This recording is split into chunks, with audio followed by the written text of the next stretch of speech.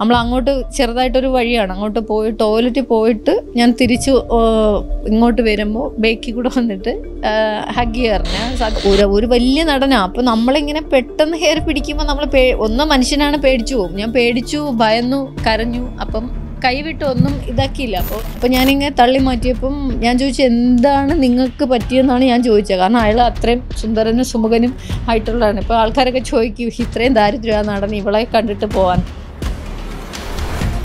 ഒരു പെണ്ണിനോട് മാത്രം അല്ലെങ്കിൽ എന്നെപ്പോലെ ഒരാളോട് ജസ്റ്റ് ഉണ്ടായ ഒരു ആക്സിഡൻ്റൽ സ്വഭാവമാണ്. ആക്സിഡൻ്റൽ സ്വഭാവം അല്ല, അത് വലയിട്ട് നോക്കിയതാണ്.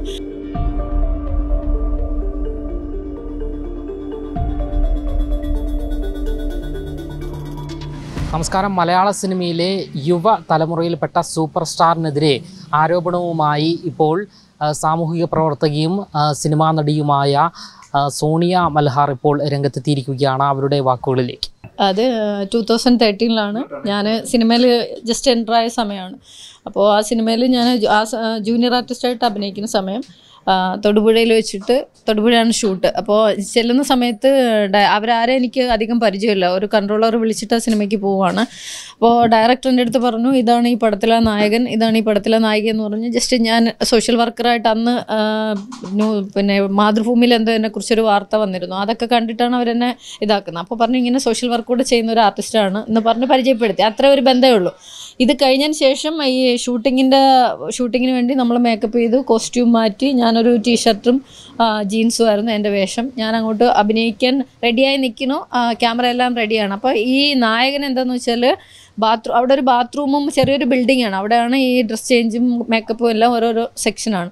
നമ്മൾ അങ്ങോട്ട് ചെറുതായിട്ടൊരു വഴിയാണ്, അങ്ങോട്ട് പോയി ടോയ്ലറ്റിൽ പോയിട്ട് ഞാൻ തിരിച്ച് ഇങ്ങോട്ട് വരുമ്പോൾ ബേക്കിൽ കൂടെ വന്നിട്ട് ഹഗ് ചെയ്യാറുണ്ട്. സത്യത്തിൽ നമ്മളൊരു ഇൻഡസ്ട്രിയിൽ പോയിട്ട് ആദ്യമായിട്ടാണ്. അപ്പോൾ അതിന് മുന്നേ ഒന്നും അങ്ങനത്തെ ഒരു അനുഭവം ഉണ്ടായിട്ടില്ല. അവിടെ ചെന്നപ്പോൾ ഇങ്ങനെ നമ്മൾ ഒരു വലിയ നടനാണ്. അപ്പോൾ നമ്മളിങ്ങനെ പെട്ടെന്ന് ഹെയർ പിടിക്കുമ്പോൾ നമ്മൾ ഒന്ന് മനുഷ്യനാണ് പേടിച്ചു പോകും. ഞാൻ പേടിച്ചു, ഭയന്നു, കരഞ്ഞു. അപ്പം കൈവിട്ട് ഒന്നും ഇതാക്കിയില്ല. അപ്പോൾ അടുത്ത് വന്നപ്പം അറ്റംപ്റ്റ് ജസ്റ്റ് ഒന്ന് നോക്കിയതായിരിക്കാം മേ ബി. ആ സമയത്ത് ഞാൻ പേടിച്ചു, സത്യത്തിൽ കരഞ്ഞു, പേടിച്ചിട്ട്. അപ്പോൾ ഞാനിങ്ങനെ തള്ളി മാറ്റിയപ്പം ഞാൻ ചോദിച്ചു എന്താണ് നിങ്ങൾക്ക് പറ്റിയെന്നാണ് ഞാൻ ചോദിച്ചത്. കാരണം അയാൾ അത്രയും സുന്ദരനും സുമുഖനും ആയിട്ടുള്ളതാണ്. ഇപ്പോൾ ആൾക്കാരൊക്കെ ചോദിക്കും ഇത്രയും ദാരിദ്ര്യമാണ് നടന്ന് ഇവളെ കണ്ടിട്ട് പോകാൻ. അപ്പോൾ ഞാനും ഇത് അന്തം വിട്ട് ചോദിച്ചു നിങ്ങൾ. അപ്പോൾ പറഞ്ഞു നിങ്ങളുടെ സ്വഭാവം, നിങ്ങൾ സോഷ്യൽ വർക്കറാണ്, അതാണ് നിങ്ങളുടെ സ്വഭാവത്തെയാണ് ഇഷ്ടപ്പെട്ടത്. പിന്നെ ഇങ്ങനെ വിത്തൗട്ട് പെർമിഷൻ ചെയ്യാനുള്ളൊരു ഇത് ചോദിച്ചപ്പോൾ ആ ഒരു സമയത്ത് ആ ഒരു ഡ്രസ്സിൻ്റെ ഇതൊക്കെയാണ് പറഞ്ഞത്. അങ്ങനെ അപ്പോൾ പക്ഷേ എനിക്ക് മാനസികമായിട്ട് അത് ബുദ്ധിമുട്ടായി. പക്ഷെ അത് അപ്പം തന്നെ സോറി പറഞ്ഞു. പിന്നെ ലൊക്കേഷനിൽ നിന്ന് 4 ദിവസം ഷൂട്ടുണ്ടായിരുന്നു. ഒരു തവണ പോലും എന്നോട് മോശമായിട്ട് അദ്ദേഹം പെരുമാറിയിട്ടില്ല. പക്ഷേ എന്നെ നമ്പർ എടുത്തിട്ട് ഞാൻ ഇന്ന ആളാണെന്ന് പറഞ്ഞ് ഞാൻ വീട്ടിൽ വന്ന സമയത്ത് എന്നെ വിളിച്ചു, മാപ്പ് പറഞ്ഞു. ഞാൻ ഇതേ സംഭവം വീട്ടിൽ വന്ന് പറഞ്ഞു. കാരണം എനിക്ക് മനസ്സിന് എന്തോ ഒരു ഇതായിരുന്നു, ഒരു ഭാരം പോലെ ആയിരുന്നു. കാരണം ലൊക്കേഷനിൽ പോയിട്ട് ഒരു നടൻ അങ്ങനെ നമ്മളുടെ കൺസെൻറ്റ് ഇല്ലാതെ നമ്മളെ പിടിച്ചപ്പോൾ ഒരു വിഷമം തോന്നി. ഹസ്ബൻഡിനോട് പറഞ്ഞു. അപ്പോൾ അദ്ദേഹത്തിൻ്റെ അടുത്ത് പറഞ്ഞു അങ്ങനെയാണെങ്കിൽ ഇനി സിനിമയ്ക്ക് പോകണ്ട. ഞാൻ ചെന്നിട്ട് അവൻ്റെ ചെവിക്കലിന് അടിക്കട്ടെ എന്നൊക്കെ ഇങ്ങനെ ചോദിച്ചായിരുന്നു. അപ്പോൾ വീട്ടിൽ വെറുതെ വിഷയങ്ങളിലേക്ക് പോകണ്ടെന്ന് പറഞ്ഞിട്ട് ഞാൻ പറഞ്ഞു വേണ്ട, വേറെ വിഷയങ്ങളൊന്നുമില്ല. ആൾ മാപ്പ് പറഞ്ഞു, ഇനി പ്രശ്നമൊന്നുമില്ല എന്ന് പറഞ്ഞു. അത് ഇങ്ങനെ ഒരു വലിയ വിഷയമാക്കി എവിടെയെങ്കിലും പറയാൻ ഞാനൊന്നൊരു ഓർഗനൈസേഷൻ്റെ ആളൊന്നുമല്ല. അപ്പോൾ അത് പേടിച്ചിട്ട് വീട്ടിലും പിന്നെ എൻ്റെ ഏറ്റവും അടുത്ത 1-2 സുഹൃത്തുക്കൾക്ക് അങ്ങനെയുള്ളവർക്കറിയാം. ഒരു എറണാകുളത്തുള്ളൊരു ദേശീയ അവാർഡ് ജേതാവായിട്ടുള്ളൊരു സ്ക്രിപ്റ്റ് റൈറ്റർ, ഞാൻ അദ്ദേഹത്തോടൊക്കെ പറഞ്ഞിട്ടുണ്ടായിരുന്നു. അപ്പോൾ സാറൊക്കെ എന്നെ ഇങ്ങനെ സമാധാനിപ്പിച്ചിട്ടുണ്ടായിരുന്നു.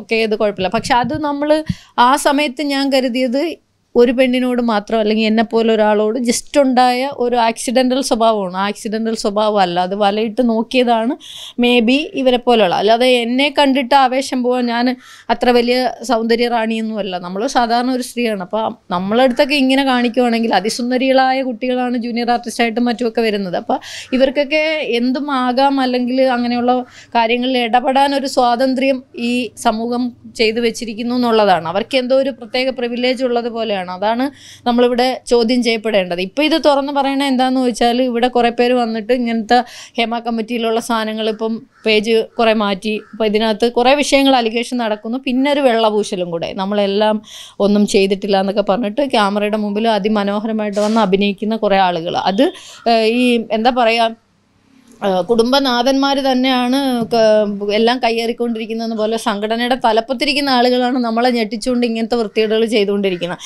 അപ്പോൾ തീർച്ചയായിട്ടും ഇതിനൊക്കെ ഒരു സൊല്യൂഷൻ നിങ്ങളുടെ മാധ്യമപ്രവർത്തകരുടെ എഫേർട്ടിനെ നമ്മൾ മാനിക്കുന്നു. കുറേ ആളുകൾ പറഞ്ഞു ഇല്ല, ഞാൻ അതിനകത്ത് ഇനിയിപ്പോൾ പരാതിയായിട്ട് പോകാൻ ഞാൻ ഉദ്ദേശിക്കും. കാരണം അവരൊരു സെറ്റിൽ ഡൗൺ ആയി, പിന്നെ കഴിഞ്ഞ ഇത്രയും വർഷങ്ങൾക്കിടയിൽ ഒരിക്കൽ പോലും ഒരു മോശമായിട്ടുള്ള അനുഭവം അദ്ദേഹത്തിൻ്റെ ഭാഗത്തുനിന്ന് ഉണ്ടായിട്ടില്ല. പിന്നെ എൻ്റെ ഹസ്ബൻഡായിരുന്നു എനിക്ക് എല്ലാ പിന്തുണയും. അദ്ദേഹം ക്യാൻസർ വന്ന് മരണപ്പെട്ടിട്ട്, അത് ഈ സിനിമയുടെ ഈ ഒരു ഇത് കഴിഞ്ഞ് 1 വർഷം കഴിഞ്ഞപ്പോൾ അദ്ദേഹം ക്യാൻസർ വന്നിട്ട് മരണപ്പെട്ടു പോയി. അപ്പോൾ എനിക്ക് ആരുമില്ല, ഞാൻ ഒറ്റയ്ക്ക് നിന്നിട്ട് ഇനി ഇങ്ങനത്തെ കാര്യങ്ങൾ, എൻ്റെ ചെറിയ കുഞ്ഞുങ്ങളാണ്, അച്ഛനമ്മ ഉണ്ട്, സഹോദരന്മാർ. അപ്പോൾ അവരെല്ലാം പറഞ്ഞത് നീ ഓപ്പൺ അപ്പ് ആയിക്കോ. ഞാൻ എൻ്റെ മൂത്ത സഹോദരനോട് പെർമിഷൻ ചോദിച്ചിട്ടാണ്. കാരണം എനിക്കിങ്ങനെ വന്ന് പറയാനൊക്കെ ഒരു ബുദ്ധിമുട്ടുള്ള ആളാണ്. അതുകൊണ്ട് കുറേ സംഭവങ്ങൾ ഞാൻ ഒതുക്കി വെച്ചിട്ടുണ്ട്, പറയാൻ ഒരുപാടുണ്ട്. അപ്പം ഞാൻ മൂത്ത സഹോദരനടക്കം ഞാൻ ചോദിച്ചു, ഞാൻ മീഡിയയെ അഡ്രസ്സ് ചെയ്തോട്ടെ, എനിക്ക് പറയാൻ കുറച്ച് വിഷമങ്ങളുണ്ട്, ഞാൻ ആരാലും പീഡിപ്പിക്കപ്പെട്ടിട്ടില്ല, അറ്റംപ്റ്റ് വന്നിട്ടുണ്ട്, പക്ഷേ നിങ്ങൾ ഉദ്ദേശിക്കുന്ന രീതിയിലുള്ള ഒരു ഇതൊന്നും ഞാൻ വന്നിട്ടില്ല, അങ്ങനെ ഒരു പെണ്ണല്ല എന്ന് പറഞ്ഞു മൂത്ത സഹോദരനോട്. കാരണം അവർ മീഡിയയിൽ ഇത് കാണുമ്പോൾ ചില ഷോർട്സ് മാത്രമേ കാണൂ, വീട്ടുകാരെല്ലാം കൂടെ കൂട്ട ആത്മഹത്യ ചെയ്യും. അപ്പോൾ അതുകൊണ്ട് ഞങ്ങളെ വീട്ടുകാരൊക്കെ സാധാരണക്കാരാണ്. അപ്പം എൻ്റെ സഹോദരൻ പറഞ്ഞു, കുഴപ്പമില്ല, നീ പോയി പറഞ്ഞു, വെറുതെ പുലിവാലൊന്നും പിടിക്കണ്ട, അതായത് പേരൊന്നും പറഞ്ഞ് ഇതാക്കണ്ടെന്നാണ് വീട്ടിൽ നിന്ന് കിട്ടിയത്. അപ്പോൾ അതുകൊണ്ട് മാത്രം ഒരു കേസോ കാര്യങ്ങളോ ആയിട്ട് പോവാൻ ഇതില്ല. ഇത് കാണുന്ന അദ്ദേഹത്തിന് അറിയാം. അതേപോലെ ഒരുപാട് ആളുകൾ നമ്മുടെ അടുത്ത് മോശമായിട്ട് ബിഹേവ് ചെയ്യാൻ ശ്രമിച്ച ആളുകളുണ്ട്. അവർക്കൊക്കെ ഇത് അറിയാം, ഇപ്പം ഈ പറയുന്നതിൽ സത്യം ഉണ്ട് എന്നുള്ളത്.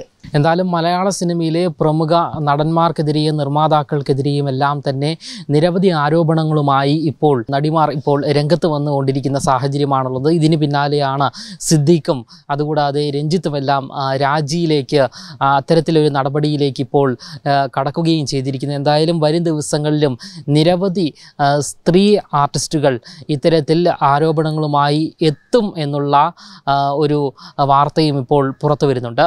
ക്യാമറമാൻ അഖിലിനൊപ്പം അമൽ രുദ്ര, മറുനാടൻ മലയാളി, തിരുവനന്തപുരം.